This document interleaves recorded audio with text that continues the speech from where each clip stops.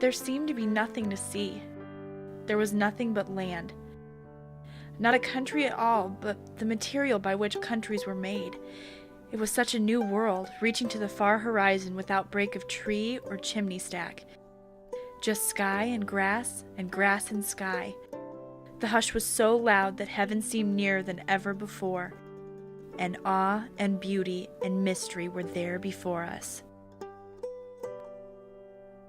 We traveled up the Platte and camped in the edge of the timber, have made about 16 miles headway. The land here rises gradually, generally rich, sandy loam.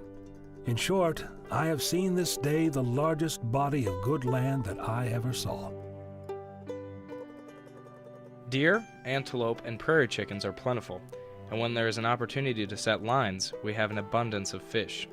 Thus far, I have been very successful as a hunter, taking more game than I needed and having much to give away. This country is extraordinarily fertile. It is very level, however, and some parts are destitute of water. I do not believe there is more productive country on the face of the earth.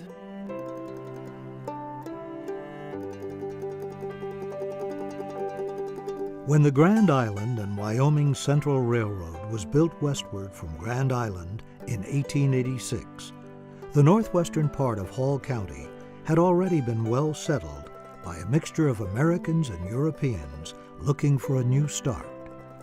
Some were veterans of the Civil War, coming west to take up homestead claims which the government gave them for their service to their country.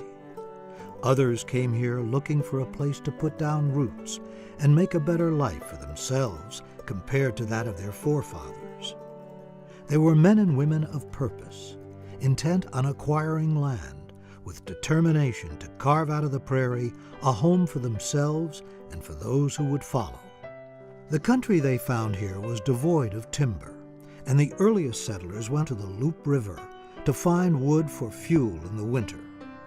They built homes out of the prairie itself and called it Nebraska Marble. Most of them spent the first months living in their wagons or in dugouts, and they related that the way neighbors could know of each other's whereabouts was to look out over the level prairie and note where smoke was rising from chimneys. One old-timer stated that the level land in this territory was an unusual sight at that time.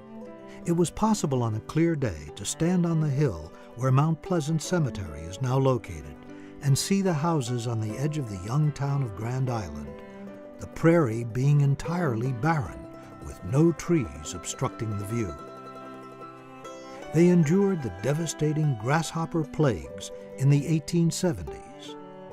During those years, hundreds left the area for better places, but many returned when conditions improved again. Those earliest days of settlement in northwestern Hall County were not unlike other places in the Great Plains at the time. The entire nation was facing west, where energetic pioneers looked for opportunity on the new frontier to build up for their families a new life.